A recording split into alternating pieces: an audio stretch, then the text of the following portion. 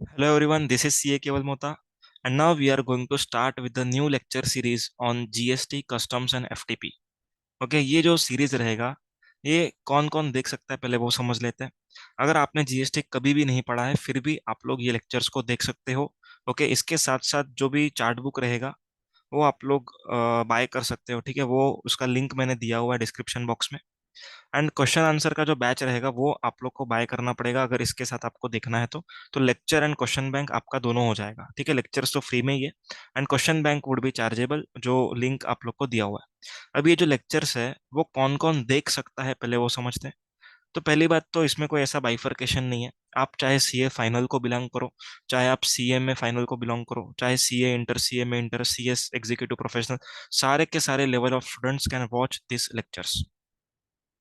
Sir, अगर मैंने कभी पहले जीएसटी नहीं सुना हुआ है, नहीं पढ़ा हुआ है, कभी काम नहीं किया, तो क्या मुझे ये लेक्चर सूटेबल होगा या फिर मुझे मेन लेक्चर बाय करना पड़ेगा? आंसर इज यस, सूटेबल होगा। ठीक है, आपको कोई मेन लेक्चर बाय करने की जरूरत नहीं है, ये खुद में ही एक मेन लेक्चर है।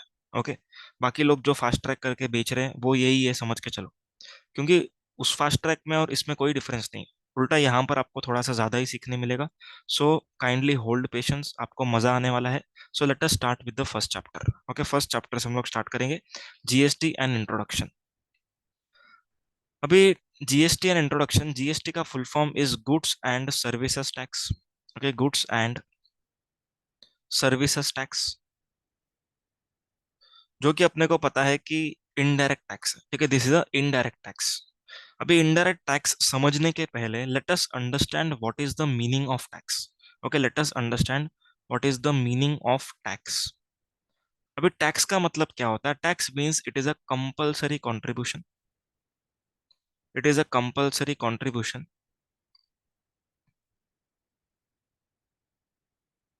बाय इंडिविजुअल और बिजनेस, इंडिविजुअल और business to government, to government for welfare of the state, for welfare of the state. ठीक है, अभी इस लाइन का हम लोग मीनिंग समझेंगे कि ये लाइन आखिर कहना क्या चाहता है। Tax means a compulsory contribution. What is the meaning of compulsory contribution? Compulsory का मतलब हुआ कि this is not the optional one. Okay, ये ऑप्शनल कॉन्ट्रीब्यूशन नहीं है, this is a compulsory contribution. Compulsory contribution का मतलब हुआ कि अगर टैक्स का चार्ज आपके ऊपर आ रहा है तो आपको भरना ही पड़ेगा। आप कोई एक्सक्यूज नहीं दे सकते कि सर इस बार मेरे पास पैसा नहीं है, अगली बार मैं डबल दे दूंगा। नहीं, this is not the excuse to be given for paying tax. अगर टैक्स आपके ऊपर चार्ज होने वाला है तो आपको भरना ही पड़ेगा। अगर आप लेट भरते हो तो उसके लिए पेनल प्रोविजंस है, इंटरेस्ट के प्रोविजंस है, वो सब अट्रैक्ट हो जाएंगे। ठीक है, तो टैक्स तो भरना ही पड़ता है अगर आपके ऊपर लग रहा है तो, नहीं तो नहीं जरूरत है। अभी कंट्रीब्यूशन करेगा कौन? कंट्रीब्यूशन करेगा कोई भी इंडिविजुअल या तो बिजनेस। ठीक है, या तो दोनों। ऑब्वियसली इंडिविजुअल टैक्स कब पे करता है? आंसर इज जब भी वो सैलरी इनकम अर्न कर रहा है। ओके, जब भी वो सैलरी इनकम अर्न कर रहा है तो डायरेक्ट टैक्स पे करना पड़ता है। कोई भी इंडिविजुअल जब भी कोई भी खर्चा कर रहा है, ओके, तो उस बिजनेस को जीएसटी पे करना पड़ सकता है। समझ में आ रहा है पॉइंट? फॉर एग्जाम्पल, अगर मान के चलो कि मैंने कैल्सी परचेस किया, ओके, तो जो कैल्सी वाला कंपनी है वो अज्यूम करता है कि जीएसटी में रजिस्टर्ड है। तो यहाँ पर जो कैल्सी का एमआरपी रहेगा वो एमआरपी टैक्स को मिला के रहेगा।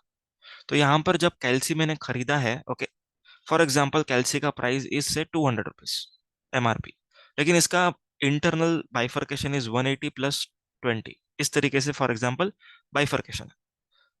मतलब 180 is the basic amount which is sales and this 20 rupees is GST. तो यहाँ पर जो 20 रुपीज ये बिजनेसमैन कलेक्ट कर रहा है from the recipient, that business person is liable to pay that amount to government. Okay, अभी गवर्नमेंट इस पैसों का करेगा क्या? गवर्नमेंट इस पैसों का करेगा क्या? यहाँ पर कहते हैं कि वेलफेयर ऑफ द स्टेट करेगा। Okay, welfare of the state का मतलब हुआ जो भी सरकारी स्कूल है, ओके, सरकारी हॉस्पिटल्स है, ठीक है, रोड इंफ्रास्ट्रक्चर हो गया, एजुकेशन, जो कुछ भी आप लोग को दिखता है, ठीक है, that all is done by government. Okay, for example यहाँ पर मैं लिख के रखता हूँ, हॉस्पिटल हो गया, ओके, एजुकेशन हो गया, इंफ्रास्ट्रक्चर हो गया, डिफेंस हो गया। ओके, तो ये सारी चीजें कौन करता है? गवर्नमेंट करता है। Okay, government use it's funds for this. Okay, इसके अलावा काफी सारे खर्चे होंगे वहां पर, वो लोग ये फंड्स को यूज करेंगे। आया समझ में? ठीक है, तो टैक्स का मीनिंग सभी को क्लियर है। Tax means it is a compulsory contribution bye an individual. हो सकता है कि सैलरी इनकम हो, आईएफएचपी इनकम हो, जो भी इनकम हो। और business paid income tax as well as GST, दोनों पे कर सकते हैं। ओके, दोनों पे करते हैं depending upon their eligibility criteria. Tax का रेवेन्यू किसको जाता है? गवर्नमेंट को जाता है। अभी गवर्नमेंट का मतलब क्या है? गवर्नमेंट का मतलब हर टाइम अलग अलग हो सकता है। Very important point. गवर्नमेंट का मतलब for the purpose of income tax it is central government. Income tax किसको जाता है? सेंट्रल गवर्नमेंट को जाता है। लेकिन जीएसटी किसको जाता है? सेंट्रल को भी जाता है एंड स्टेट को भी जाता है। ठीक है, दोनों को जाता है। सो जीएसटी का जो रेवेन्यू रहेगा वो सेंट्रल को भी जाता है, स्टेट को भी जाता है। इसीलिए हम लोग किसी भी प्रोडक्ट पर सीजीएसटी, एसजीएसटी चार्ज करते हैं। एंड जिस प्रोडक्ट पर हम आईजीएसटी चार्ज करते हैं वो फिलहाल के लिए जाता है सेंट्रल के पास। लेकिन central government ultimately 50% of the share remits it to place of supply state, that is destination state। Okay, कौन सी स्टेट को देता है? डेस्टिनेशन स्टेट को। तो डेस्टिनेशन स्टेट क्या होता है वो सब हम लोग बाद में डिस्कस करेंगे। तो बेसिक आपको समझ में आया, टैक्स का बेसिक मीनिंग क्लियर है। कंपल्सरी कंट्रीब्यूशन बाय इंडिविजुअल और business to the government for welfare of the state. Done. Now let us understand what is the meaning of tax. ठीक है, कौन सा टाइप ऑफ टैक्स रहता है ये हम लोग समझेंगे अभी।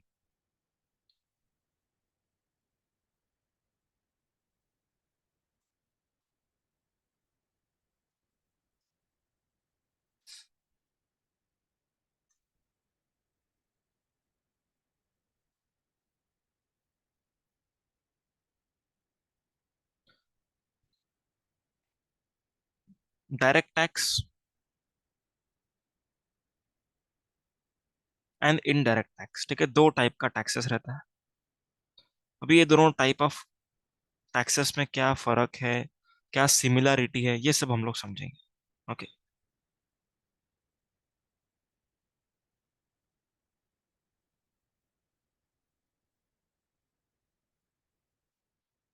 डायरेक्ट टैक्स का बेसिक एग्जांपल आप सभी को मालूम है, it is income tax.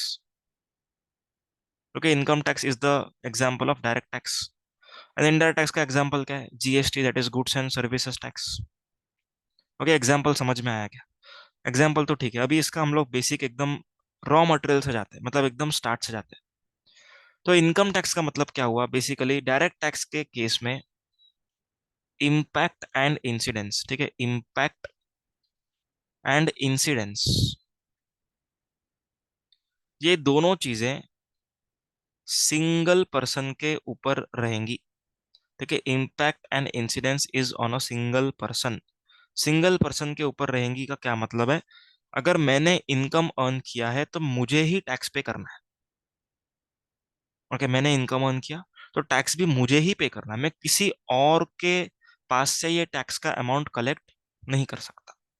Okay, example lecture बेच के मुझे समझो 5 लाख का इनकम हुआ, 5 लाख पे एग्जाम्पल 30% टैक्स, 1.5 लाख रुपया। अभी 1.5 लाख रुपया मेरे को पे करना है। ओके, पे किसको करना है? मुझे पे करना है। मतलब गवर्नमेंट को कौन पे करने वाला है? जिस पर्सन ने इनकम अर्न किया। क्या वो किसी से लेने वाला है? नहीं, खुद के जेब से पे करेगा। तो यहाँ पर कहा जाता है कि इम्पैक्ट एंड इंसिडेंस ये दोनों किसके ऊपर रहेगा? सिंगल पर्सन के ऊपर रहेगा। आया समझ में? इम्पैक्ट का मतलब होता है कि गवर्नमेंट तक पैसा कौन पहुंचा रहा है। ओके, गवर्नमेंट तक पैसा, दैट इज मनी, कौन पहुंचा रहा है? ओके, कौन पहुंचा रहा है, इसको हम लोग बोलते हैं इम्पैक्ट। इंसिडेंस मतलब अल्टीमेट जो बर्डन है, अल्टीमेट बर्डन, वो अल्टीमेट बर्डन किसने बेयर किया? ओके, किसने बेयर किया? डायरेक्ट टैक्स के केस में तो जिस भी पर्सन ने इनकम अर्न किया उसी ने बेयर किया। उसने ना ही किसी और से लिया। ओके, खुद के इनकम से ही दिया ना। इसीलिए इसको कहा जाता है impact and incidence is on a single person. लेकिन अगर हम लोग इनडायरेक्ट टैक्स की बात करें तो इम्पैक्ट किसी और के ऊपर रहता है, ओके, एंड इंसिडेंस किसी और के ऊपर रहता है। Very important words. इम्पैक्ट किसी और पे, इंसिडेंस किसी और पे।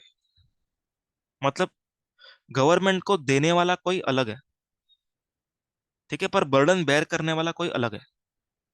ऐसे कैसे हो सकता है? एकदम सिंपल। सुनो, अभी यहाँ पर गवर्नमेंट है, यहाँ पर गवर्नमेंट है, यहाँ पर बहुत सारे कंज्यूमर्स है, 140 करोड़ पॉपुलेशन जो है वो कंज्यूमर है। अभी गवर्नमेंट ने सोचा कि इन कंज्यूमर से हम लोग क्या लेंगे, जीएसटी लेंगे। ओके, ये गवर्नमेंट ने क्या सोचा, इन कंज्यूमर से हम लोग क्या लेते हैं, जीएसटी लेते हैं। अभी government can not track each and every consumer, कब उसने खाया, क्या कंज्यूम किया, लो मोबाइल लिया, लैपटॉप लिया, क्या पता। तो इसीलिए गवर्नमेंट ने क्या बोला, हम लोग बीच में एक इंटरमीडियरी को रखेंगे, that is called as supplier. ठीक है, अगर सप्लायर एक है तो कंज्यूमर हो सकता है 100 कंज्यूमर हो। तो यहाँ पर सप्लायर को ट्रेस करना इजी है या फिर कंज्यूमर को? आंसर इज सप्लायर को ट्रेस करना इजी है। तो गवर्नमेंट ने सप्लायर को बोला, सर आप जो भी वैल्यू पे गुड्स बेच रहे हो, फॉर एग्जांपल आप 100 रुपए में बेचने वाले हो, आप अब से इन गुड्स को कितने में बेचो, 118 में, दैट इज 18 रुपये हम लोग के लिए आप जीएसटी कलेक्ट कर लेना। सो सप्लायर अपने कंज्यूमर से कलेक्ट कितना करेगा, 118 रुपया कलेक्ट करेगा। ओके, अभी ये सप्लायर क्या करेगा, 18 रुपया गवर्नमेंट को दे देगा। देखो इतना आसान नहीं है, थोड़ा सा कॉम्प्लेक्सिटी है, लेकिन कॉम्प्लेक्सिटी हम बाद में करेंगे। बेसिक मीनिंग समझ रहे हैं? सप्लायर ने क्या किया, कंज्यूमर से 18 रुपया कलेक्ट किया, दैट इज 118 रुपया लिया, एंड सप्लायर ये 18 रुपया किसके पास देगा, गवर्नमेंट के पास देगा। मतलब गवर्नमेंट तक पहुंचाने वाला पर्सन कौन है, सप्लायर है। मतलब इम्पैक्ट किसके ऊपर है, सप्लायर के ऊपर। अब इंसिडेंस मतलब किसके जेब से अल्टीमेट बर्डन ये बेयर हो रहा है, ठीक है, अल्टीमेटली किसके जेब से गया, कंज्यूमर के जेब से गया। तो यहां पर कहा जाता है कि इंसिडेंस इज ऑन कंज्यूमर। सबको समझा? एकदम simple. Impact is on supplier, incidence is on consumer. Second differentiation, second differentiation, direct tax का जो टैक्स बेस रहेगा वो नैरो है। ओके, डायरेक्ट टैक्स का जो टैक्स बेस है वो नैरो है, बट इनडायरेक्ट टैक्स का जो टैक्स बेस है वो वाइडर है। क्योंकि कंजम्पशन तो सभी करते हैं, लेकिन 5 लाख से ऊपर इनकम बहुत कम लोग कमाते हैं। ओके, तो यहाँ पर डायरेक्ट टैक्स का टैक्स बेस थोड़ा छोटा है, पर इनकम अपना इनडायरेक्ट टैक्स का टैक्स बेस बहुत बड़ा है। It is around, last month का जो रेवेन्यू कलेक्शन था इट वाज 1.67 लाख करोड़। देखिए ये रेवेन्यू लास्ट मंथ का है। ओके, नवंबर मंथ या हाँ, नवंबर मंथ का या फिर अक्टूबर मंथ का कुछ था, मेरे को याद नहीं आ रहा, लेकिन एक मंथ का इतना रेवेन्यू हुआ है। लेकिन मेरे को डायरेक्ट टैक्स का रेवेन्यू का कोई आइडिया नहीं है, ठीक है। थर्ड डिफरेंशिएशन, जो डायरेक्ट टैक्स है वो किसके ऊपर लगेगा, किस चीज के ऊपर लगेगा? आंसर इज इनकम्स के ऊपर लगेगा, ठीक है, इनकम्स के ऊपर लगेगा, इनकम्स एंड प्रॉफिट्स के ऊपर। ठीक है, अल्टीमेटली है तो एक ही, इनकम भी एक ही होता है, प्रॉफिट भी एक ही होता है, लेकिन थोड़ा सा देखने का नजरिया अलग है। ठीक है, अगर फॉर एग्जाम्पल मैं कोई सैलरीड पर्सन हूँ तो salary is my income not my profit. लेकिन अगर मैं बिजनेस कर रहा हूँ, सो जो अपना सेल्स माइनस परचेज रहेगा वो मेरा प्रॉफिट है।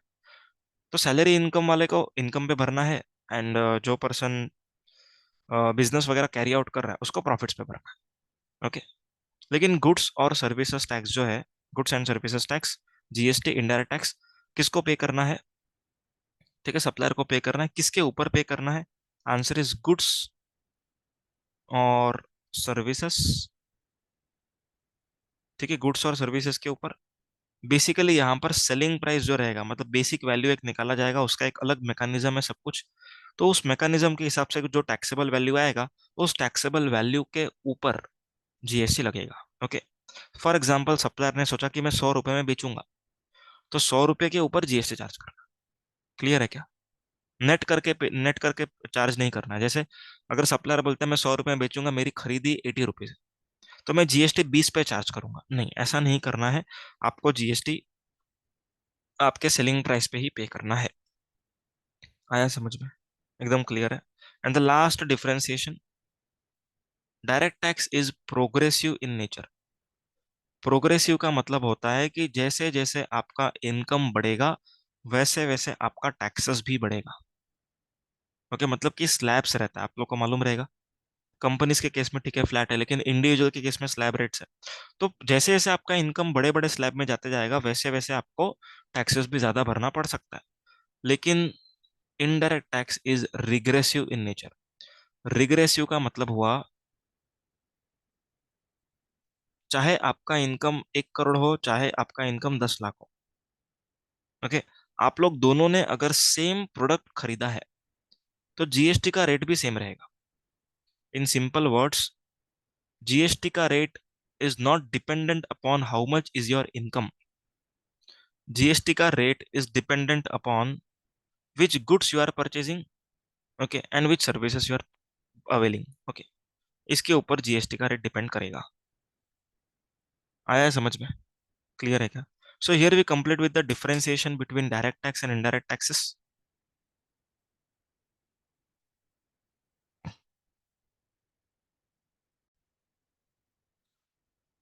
Next concept which we are going to touch upon is chain of indirect taxes. Okay. Next concept हम लोग देखेंगे chain of indirect taxes. Indirect taxes का जो चेन रहता है वो किस तरीके से चलता है, वो हम लोग यहाँ पर समझेंगे। ओके, अभी हम लोग अज्यूम करते हैं कि एक चेन है जिसके अंदर मैन्युफैक्चरर से लेके कंज्यूमर तक सारे बिजनेसमैन है। ओके, मैन्युफैक्चरर रहेगा सबसे पहले, उसके बाद रहेगा से डिस्ट्रीब्यूटर, उसके बाद रहेगा फॉर एग्जांपल रिटेलर, एंड उसके बाद रहेगा कंज्यूमर। ओके, अब ये चेन किस तरीके से वर्क करता है ये हम लोग को यहाँ पर अंडरस्टैंड करना है। अज्यूम करते हैं कि मैन्युफैक्चरर ने कोई प्रोडक्ट 100 रुपीज में मैन्युफैक्चरिंग किया। ओके, अभी वो अपना प्रॉफिट जोड़ेगा इसमें। ओके, प्रॉफिट उसका 10 रुपए का प्रॉफिट है। 110 rupees is the selling price. Okay, 110 rupees is the selling price. अभी इसको यहाँ पर गवर्नमेंट बोलता है कि आप क्या करो, जीएसटी चार्ज करो। ठीक है, आप जीएसटी चार्ज करो। कितना चार्ज करोगे? कितना चार्ज करोगे? तो आंसर इज से एग्जाम्पल 12%। अज्यूम करते हैं 12%। ओके, 110 के ऊपर 12% करना है आपको। करो कैलकुलेशंस। 110 इंटू 12%, 13.2। ठीक है, 13.2 रुपीज हम लोग को जीएसटी कलेक्ट करना पड़ेगा। Total becomes 123.2। ओके, मतलब यहाँ पर क्या हो रहा है, मैन्युफैक्चरर जब डिस्ट्रीब्यूटर को ये वाला गुड्स सेल करेगा, तब कितने में सेल करेगा? टोटल इनवॉइस वैल्यू कितना रहेगा? 123.2। मतलब डिस्ट्रीब्यूटर मैन्युफैक्चरर को पे कितना करेगा? आंसर इज 123.2 रुपीज पे करेगा। ठीक है, जो कंसिडरेशन है वो इतना पे होगा। ठीक है, अभी इंपॉर्टेंट पॉइंट है, कंसिडरेशन तो पे हुआ है 123.2, but my question to you is what is the cost price for distributor. ठीक है, डिस्ट्रीब्यूटर के लिए कॉस्ट क्या माना जाएगा? देखो एकदम सिंपल है, 110 कॉस्ट माना जाएगा अगर डिस्ट्रीब्यूटर को 13.2 का बेनिफिट आगे चल करके मिलने वाला हो। ओके, बेनिफिट मिलना मतलब क्या? जब भी डिस्ट्रीब्यूटर गवर्नमेंट को जीएसटी देगा, ओके, अपने सेलिंग प्राइस पर, क्या डिस्ट्रीब्यूटर को उस जीएसटी में से अपने परचेस का जीएसटी माइनस करने मिलेगा? आंसर इज अगर yes, then cost is 110। Okay, and अगर no, then cost is 123.2। But generally आप लोग को बेनिफिट मिल जाता है। ठीक है, सेक्शन नंबर 17 हम लोग पढ़ेंगे जब, तब देखेंगे कि कुछ चीजों का बेनिफिट नहीं मिलता है। ठीक है, that will be discussed later on. अभी हम लोग के लिए कॉस्ट कितना बन जाएगा? हम लोग के लिए कॉस्ट बन जाएगा 110 रुपीज। ओके, डिस्ट्रीब्यूटर अगर हम लोग हैं, हम लोग के लिए कॉस्ट कितना है? 110 रुपीज। अभी यहाँ पर मैं अज्यूम करूंगा प्रॉफिट। ठीक है, यहाँ पर मैं प्रॉफिट अज्यूम करूंगा 10%, कितना आएगा? 11 रुपीज का प्रॉफिट आएगा। Total becomes 121। अभी गवर्नमेंट डिस्ट्रीब्यूटर को बोलता है भाई आप भी जीएसटी चार्ज कर लो। ठीक है, क्या करो, आप भी जीएसटी चार्ज करो। ठीक है, you have to charge GST. इसके ऊपर करो 12%, 14.52 रुपीज। टोटल कितना आएगा? 135.52। ओके, आगे रिटेलर है। अभी रिटेलर के लिए कॉस्ट कितना है? 121, सेम मैकेनिज्म अप्लाई कर रहे हैं। 121 इज द कॉस्ट। 121 में ये अपना प्रॉफिट 10% जोड़ेगा। Okay, 133.1 is the selling price into 12%, 15.972, total 149.072। Okay, चलो अभी समझ में आ रहा है क्या पॉइंट। देखो रिटेलर क्या करेगा, रिटेलर कंज्यूमर के ऊपर बिल बनाने को जाएगा, तब कितने का बिल बनाएगा? 149.072। Okay, retailer would make bill of 133.1 plus GST, that is 149.072। Now question arises, what will be the cost for consumer, whether it will be 133 or it will be 149? Answer is it will be 149.072. The reason is very simple. These three people were the businessmen. ठीक है, ये लोग तीनों कौन थे? Business वाले थे। Business वाले मतलब इन लोग का इंटेंशन था आगे सेल करना, लेकिन कंज्यूमर का इंटेंशन है कंज्यूम करना। इसीलिए इसके लिए इस पर्सन के लिए 149.072 would be treated as cost. Point समझ में आया? मैन्युफैक्चरर ने जो भी बेचा है, ओके, डिस्ट्रीब्यूटर को उसका आईटीसी मिलेगा। इनपुट टैक्स रेट, आईटीसी मतलब इनपुट टैक्स रेट। अभी के लिए खाली क्या याद रखो, बेनिफिट मिलेगा। बेनिफिट कैसे मिलेगा हम लोग अभी 2 मिनट में पढ़ रहे हैं।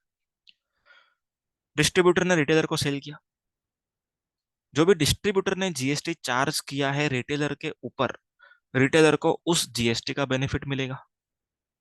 ठीक है, किसके सामने बेनिफिट मिलेगा? जब गवर्नमेंट जीएसटी रिटेलर से लेने वाला है उसके सामने। पर क्या कंज्यूमर को रिटेलर ने चार्ज किए हुए जीएसटी का बेनिफिट मिलेगा या नहीं मिलेगा? आंसर इज नहीं मिलेगा। क्यों? The reason is very simple, क्योंकि ये कौन है? कंज्यूमर है। क्या करने वाला है ये? कंजम्पशन करने वाला है, कंजम्पशन। ओके, क्लियर है, कंजम्पशन करने वाला। अभी यहां पर जीएसटी पे कैसे करना है वो सुनो। GST is paid as output tax minus input tax. Input tax को हम लोग आईटीसी बोलेंगे, इनपुट टैक्स क्रेडिट। ओके, आगे चल के एकदम बड़ा सा चैप्टर आने वाला है, लेकिन अभी के लिए क्या याद रखना है? Input tax credit. Output tax मतलब सेल्स के ऊपर का लायबिलिटी, आईटीसी मतलब परचेस के ऊपर का आईटीसी। ओके, परचेस के ऊपर मतलब कि हमारे सप्लायर ने जो हमको चार्ज किया है उसको हम लोग आईटीसी का नाम देते हैं, और जो हमको एज अ सेल पे भरना है उसको हम लोग आउटपुट टैक्स का नाम देते हैं। यहाँ पर मैन्युफैक्चरर को 13.2 का जीएसटी भरना पड़ेगा। अज्यूम करते हैं कि इसका परचेजेस कुछ भी नहीं है, तो जीएसटी कितना पे करेगा ये बंदा? 13.2 पे करेगा। वेरी क्लियर, 13.2 का पेमेंट हो जाएगा। आया है समझ में?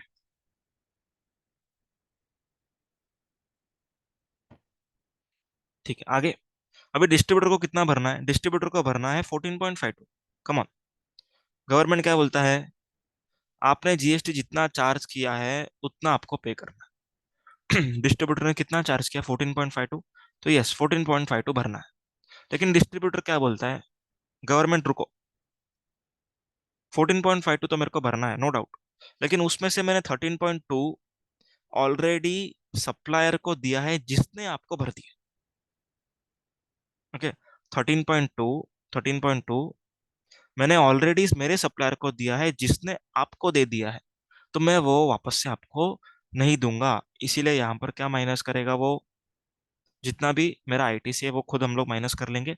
नेट 1.452 कितना आएगा? Sorry, 1.145, sorry, 52 minus 13.2, 1.32, really sorry, 1.32 हम लोग को क्या करना पड़ेगा? यहाँ पर पे करना पड़ेगा। ठीक है, एज अ डिस्ट्रीब्यूटर। रिटेलर को कितना पे करना पड़ेगा? गवर्नमेंट क्या बोलता है? जितना आपने चार्ज किया उतना भर दो, 15.972। ओके, लेकिन रिटेलर क्या बोलता है? सर मैंने मेरे डिस्ट्रीब्यूटर को 14.52 दिया है जिसने आपको दे दिया है, तो मैं 14.52 नहीं दूंगा आपको। ओके, तो कितना दूंगा? मैं दूंगा सिर्फ 1.452। आया है समझ में? क्लियर है क्या? अभी ये जो हम लोगों ने यहाँ पर सीखा, इससे हम लोग तीन बातें डिराइव करेंगे। ठीक है, तीन चीजें हम लोग यहाँ पर समझेंगे। सबसे पहला देखो, इन इन सभी का टोटल करो। 13.2 प्लस 1.32 प्लस 1.452, आपका टोटल आएगा 15.972। ओके, 15.972 का जो जीएसटी बर्डन है वो किसने बेयर किया? कंज्यूमर ने बेयर किया। लेकिन गवर्नमेंट को कैसे मिला? मैन्युफैक्चरर से थोड़ा मिला, फिर डिस्ट्रीब्यूटर से मिला, फिर रिटेलर से मिला। इस तरीके से गवर्नमेंट को 15.972 मिला है। क्लियर सबको? ओके, अभी इसमें से हम लोग को तीन बातें पढ़नी है। सबसे पहला, अभी यहाँ पर मैन्युफैक्चरर से डिस्ट्रीब्यूटर गया, ठीक है। डिस्ट्रीब्यूटर से जब रिटेलर गया, डिस्ट्रीब्यूटर ने कितना उसका वैल्यू ऐड किया? 10% वैल्यू एडिशन किया। यहाँ पर देख रहे हो आप लोग, यहाँ पर देखो, 10% का वैल्यू एडिशन हुआ है। ओके, तो यहाँ पर जितना भी वैल्यू एडिशन हुआ है उसका 10% पे करना पड़ा। यहाँ पर देखो, 13.2 का जो जीएसटी था, ओके, बेसिकली इन शॉर्ट जो भी उसका प्रॉफिट था, प्रॉफिट कितना आएगा कैलकुलेशन करो। 11 रुपीज का प्रॉफिट है। ओके, 11 रुपीज का प्रॉफिट है। यहाँ पर देखो, 121 में सेल कर रहा है। ओके, खरीदा कितने में है? 110 में खरीदा है। तो नेट प्रॉफिट कितने का हुआ? 11 का हुआ। तो 11 के ऊपर अगर आप 12% करोगे तो भी आपको 1.32 आंसर आएगा। ओके, लेकिन आपको करना ऐसा नहीं है। करना कैसा है? जैसा हमने अभी अभी किया। ओके, हमने अभी कैसे किया? 14.52 माइनस 13.2, इस तरीके से ही आपको करना है। इस तरीके से ही आपको करना है। ओके, लेकिन इसका इंटरप्रिटेशन क्या निकल रहा है? GST is a tax on value addition. GST is a tax on value addition. ठीक है, वैल्यू जितना ऐड हुआ है उसके ऊपर टैक्स आ रहा है इनडायरेक्टली। अभी तो फिलहाल डायरेक्टली भी आ गया, लेकिन हर बार ऐसा नहीं आएगा। हो सकता है मैन्युफैक्चरर अनरजिस्टर्ड हो, डिस्ट्रीब्यूटर रजिस्टर्ड हो, तो ऐसा केस अलग होगा। ओके, तो सबसे पहला पॉइंट क्या पड़ा? GST is a tax on value addition. Okay, value addition के ऊपर लगेगा। सेकंड पॉइंट, जीएसटी का जो रेवेन्यू है, ओके, जीएसटी का जो रेवेन्यू है, it will be it will be freezed और crystallised on consumption. On consumption. Consumption मतलब कि जब भी आपका गुड्स कंज्यूम हो जाएगा, ओके, जब भी गुड्स कंज्यूम हो जाएगा तभी गवर्नमेंट का वो रेवेन्यू क्या हो जाएगा? फ्रीज हो जाएगा। इसका मतलब क्या हुआ? GST is also called as destination destination based consumption tax. GST is also called as destination based consumption tax. आया समझ में? अभी डेस्टिनेशन क्या होता है ये हम लोग बाद में पढ़ेंगे। अभी के लिए कंजम्पशन टैक्स का मीनिंग समझ में आया। डेस्टिनेशन क्या होता है ये हम लोग धीरे धीरे करके आगे चल के यही लेक्चर में थोड़ा सा कंटिन्यू करेंगे। सबको क्लियर है यहाँ तक? समझ में आ गया? तो we have complete with chain of indirect tax.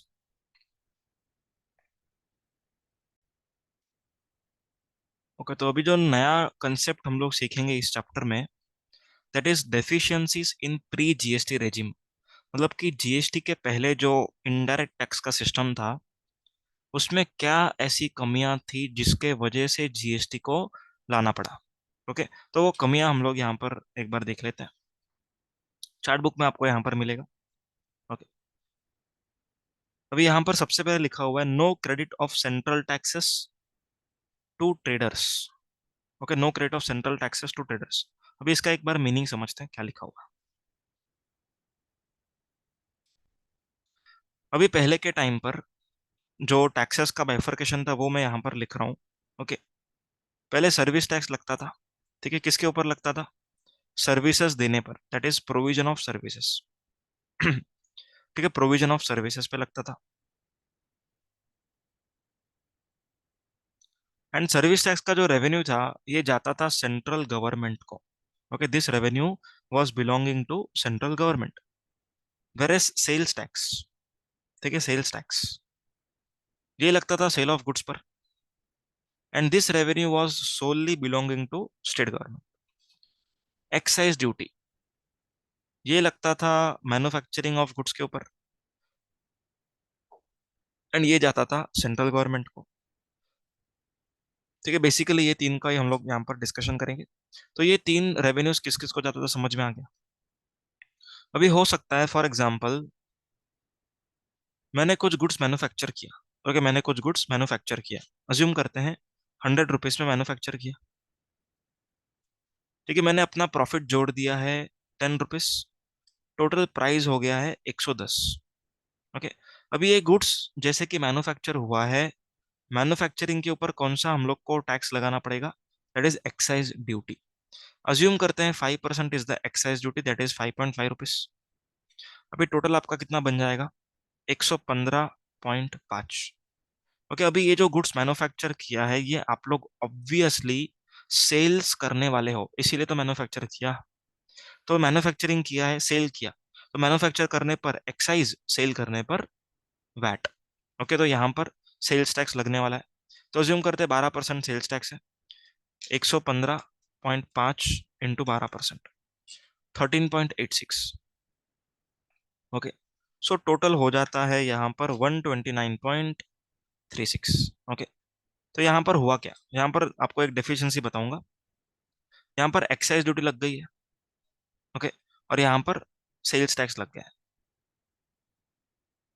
अभी अगर आप लोग ध्यान से देखोगे सेल्स टैक्स का calculation, it is on 115.5, that is on 110 as well as on 5.5, which means that sales tax is levied on excise duty as well. This means there exists a cascading effect. Okay, ये cascading effect कहा जाता है। Cascading effect मतलब कि जो आपका excise duty है इसके ऊपर भी क्या लग रहा है, वैट लग रहा है। क्या रेट हमने लिया था, 12% लिया था, हाँ 12%। क्लियर है क्या? अच्छा, अभी आगे सुनना, वेरी इंपॉर्टेंट पॉइंट अभी आ रहा है।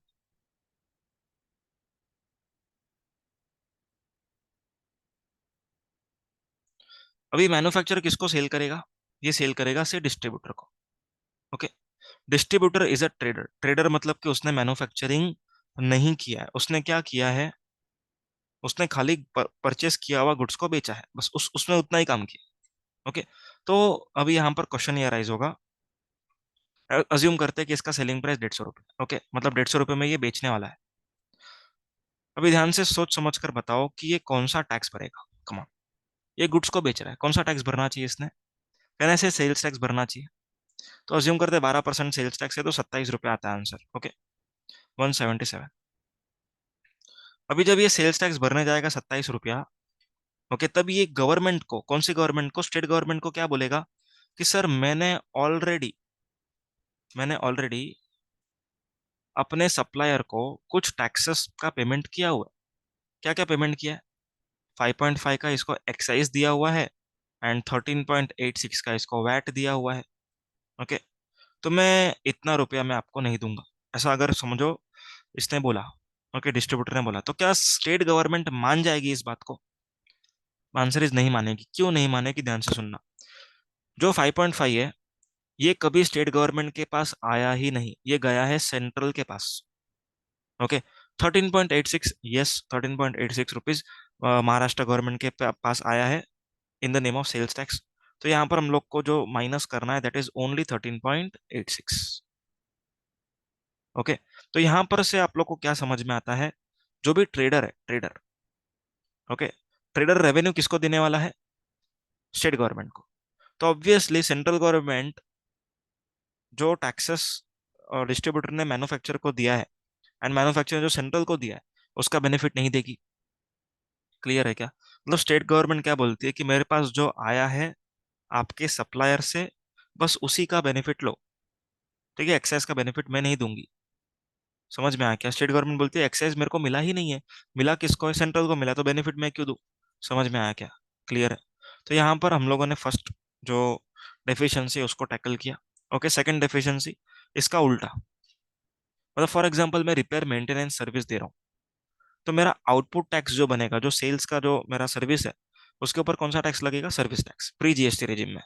ओके, सर्विस टैक्स किसको जाता है, सेंट्रल को जाता है। लेकिन इस सर्विस को देने के लिए अगर मैंने कुछ गुड्स खरीदी किया, ओके, तो उन गुड्स का परचेस के ऊपर मैंने पीछे क्या पे किया, वैट। वैट किसको गया, स्टेट गवर्नमेंट को। तो जब भी मैं सर्विस टैक्स पे करता हूं तब सेंट्रल गवर्नमेंट मुझे कहती है कि आपको हम लोग वैट का बेनिफिट नहीं देंगे। क्यों नहीं देंगे? आंसर इज वेरी सिंपल, क्यों नहीं देंगे? क्योंकि ये पैसा सेंट्रल गवर्नमेंट को मिला ही नहीं है। ये पैसा किसको दिया गया है? स्टेट गवर्नमेंट को। ओके, स्टेट गवर्नमेंट तो देगी नहीं क्योंकि आउटपुट टैक्स आप सर्विस टैक्स दे रहे हो। ओके, तो समझ में आइए दोनों points. Third point, problems relating to distinguishing between goods and services leading to double taxation at some times. Okay, जैसे restaurant services. Okay, restaurant services, restaurant को हम लोग क्या बोले, गुड्स बोले कि सर्विस बोले? जीएसटी में इट इज वेरी क्लियर कि सर्विस है। लेकिन प्री जीएसटी रिजीम में इट वाज नॉट क्लियर। क्यों क्लियर नहीं था? जब रेस्टोरेंट में जाते हो तब आपको खाना मिलता है, दैट इज मूवेबल चीज, लेकिन सर्व करके दिया जा रहा है, इसीलिए उसको क्या कहा जाएगा? सर्विस। तो इसको हम लोग गुड्स बोलेंगे कि सर्विस बोलेंगे? पहले ऐसा डिसाइड किया हुआ था कि सर्विस, दैट इज टोटल जो बिल रहेगा उसका 60% would be service, 40% would be called as goods. मतलब अगर 100 रुपए का बिल बना है, 60 रुपए के ऊपर सर्विस टैक्स आएगा, 30 रुपए 40 रुपए के ऊपर वैट आएगा। ऐसा पहले डिसाइड हुआ था। ओके, समझ में आया? लेकिन वो सारे प्रॉब्लम्स जीएसटी में सॉल्व हो चुके हैं। कैसे सॉल्व हुए सर? जीएसटी ने एक शेड्यूल 2 दिया। Okay, GST has prescribed schedule 2। अभी शेड्यूल 2 में मेंशन किया हुआ है क्लियरली कि कौन से एक्टिविटी को हम लोगों को गुड्स बोलना है एंड कौन से एक्टिविटी को हम लोगों को सर्विस बोलना है। Clear point? तो थर्ड वाला पॉइंट हो गया। Fourth, multiple taxable events. अभी मल्टीपल टैक्सेबल इवेंट का मतलब क्या है? टैक्स जो रहता है, टैक्स, कोई भी टैक्स, वो कोई इवेंट होने के ऊपर लगता है। ओके, ऐसे नहीं कि आपने कुछ भी नहीं किया और टैक्स भरना है, ऐसा नहीं। कुछ इवेंट होगा उसके ऊपर टैक्स लगेगा। ओके, जैसे अगर हम लोग सर्विस टैक्स की बात करें, तो सर्विस दिया, that is the event, that is provision of service, इसीलिए सर्विस टैक्स लगा। अगर आपने गुड्स को मैन्युफैक्चर किया, मतलब आपने मैन्युफैक्चरिंग का एक्टिविटी किया, इसीलिए एक्साइज ड्यूटी लगने वाला है। आपने सेल ऑफ गुड्स किया, इसीलिए वैट लगने वाला है। लेकिन जीएसटी में कोई भी मल्टीपल टैक्सेबल इवेंट नहीं है। जीएसटी में सिर्फ एक ही टैक्सेबल इवेंट है, that is supply under GST. सिर्फ सप्लाई। अगर आपने सप्लाई किया, जीएसटी भरना पड़ सकता है। अगर आपने सप्लाई नहीं किया, जीएसटी भरना ही नहीं पड़ेगा। देखो ध्यान से सुनना, मैंने क्या बोला, क्लियरली वर्ड्स को ध्यान से सुनो। अगर मैंने सप्लाई किया तो जीएसटी भरना पड़ सकता है। मैंने ऐसा नहीं बोला भरना ही पड़ेगा, मैंने बोला भरना पड़ सकता है। मीन्स मेरे को पे करना पड़े या तो नहीं भी करना पड़े, ऐसा भी हो सकता है। कब होगा ऐसा, हम लोग आगे वाले चैप्टर में पढ़ेंगे। लेकिन अगर कोई एक्टिविटी सप्लाई नहीं है, if some activity is not supply, तो उसके ऊपर जीएसटी नहीं ही आएगा, कंफर्म नहीं आएगा। लेकिन सप्लाई है तब आएगा क्या? Not necessary. क्लियर है point? Okay, last point, multiple tax laws. देखो जीएसटी के पहले there were multiple tax laws. ठीक है, जैसे sales tax, it belongs to state government. तो इंडिया में जितने भी स्टेट्स है, सबका अपना अपना अलग अलग लॉ था। हर लॉ में अलग अलग टैक्स रेट, हर लॉ में अलग अलग रूल्स एंड प्रोसीजर। मतलब कोई भी एक सीए, फॉर एग्जांपल महाराष्ट्र का सीए है, he can not take the clients of Gujarat, क्योंकि उसके लिए उसको जी वैट एक्ट पढ़ना पड़ेगा। ओके, तो महाराष्ट्र वाला person was limited up to Maharashtra only, but for services it can be all over India. Okay, services में तो एक ही एक्ट था, सर्विस टैक्स वाला, फाइनेंस एक्ट 1994। ठीक है, लेकिन since there were multiple tax laws in GST, there are not multiple tax laws. There are only four laws. Okay, सबसे पहला CGST Act, which is the base. Okay, CGST Act एक base है। SGST Act, अभी CGST Act का full form is central goods and services tax act 2017। SGST Act का meaning क्या है? State goods and services tax act 2017। Okay, अब एक चीज ध्यान से समझना, CGST Act इज इक्वल टू SGST Act। मतलब जो भी सीजीएसटी एक्ट में लिखा है, एज इट इज स्टेट में लिखा है। क्या डिफरेंस है? सीजीएसटी में हर बार सेंटर ये वर्ड को रेफर किया गया, एंड एसजीएसटी में हर बार स्टेट ये वर्ड को रेफर किया गया। कितने सीजीएसटी एक्ट होंगे इंडिया में? आंसर इज 1, क्योंकि सेंट्रल गवर्नमेंट एक ही है। लेकिन कितने स्टेट एक्ट होंगे? जितने भी नंबर ऑफ स्टेट्स है उसके हिसाब से। ओके, उसके बाद union territory act, that is union territory GST act, same 2017। Okay, जितने भी यूनियन टेरिटरीज है उसके हिसाब से। And the last one that is IGST act. Okay, IGST act भी एक ही है क्योंकि सेंट्रल गवर्नमेंट ने उसको बनाया है। ओके, अभी सेंट्रल गवर्नमेंट ने क्यों बनाया है उसके पीछे कुछ रीजन है, हम लोग धीरे धीरे करके पढ़ेंगे। ओके, अभी आईजीएसटी एक्ट में लिखा क्या है? आईजीएसटी एक्ट में एक्सपोर्ट इंपोर्ट के बारे में बातें लिखी गई है। आईजीएसटी एक्ट में जो हम लोग डेस्टिनेशन करके एक वर्ड सुने थे, देखो अभी जस्ट थोड़े टाइम पहले, तो वो डेस्टिनेशन को कैसे डिटरमाइन करना है वो लिखा हुआ है आईजीएसटी एक्ट में। Getting the point? IGST act लगता है इंटर स्टेट सप्लाईज के केस में। मतलब कि अगर किसी महाराष्ट्र के इंसान ने गुजरात को गुड्स बेचा, अगर गुजरात के किसी रेसिपेंट को, तो आईजीएसटी एक्ट अप्लाई होगा। लेकिन अगर महाराष्ट्र वाले पर्सन ने महाराष्ट्र में ही किसी को बेचा, तो CGST act and Maharashtra GST act would be applicable. Okay, अगर दमन एंड दीव इस यूनियन टेरिटरी में किसी ने सेल किया, ओके मतलब सेम यूनियन टेरिटरी वाले ने ही सेम यूनियन टेरिटरी में सेल किया, तो CGST act and UTGST act देखा जाएगा। आ रहा है समझ में? सो इंट्रा स्टेट सप्लाईज के केस में आप लोग को सीजीएसटी एसजीएसटी देखना है। ओके, इंटर स्टेट सप्लाई के केस में आईजीएसटी देखना है। लेकिन अगर इंट्रा स्टेट सप्लाईज में यूनियन टेरिटरी के अंदर सप्लाई है, तो आप लोग को सीजीएसटी एंड यूटीजीएसटी एक्ट देखना है। आया है समझ में? सबको क्लियर है? आईजीएसटी का जो रेट रहेगा वो फॉर एग्जाम्पल अगर 18% है, तो CGST and SGST would be 9%। Clear?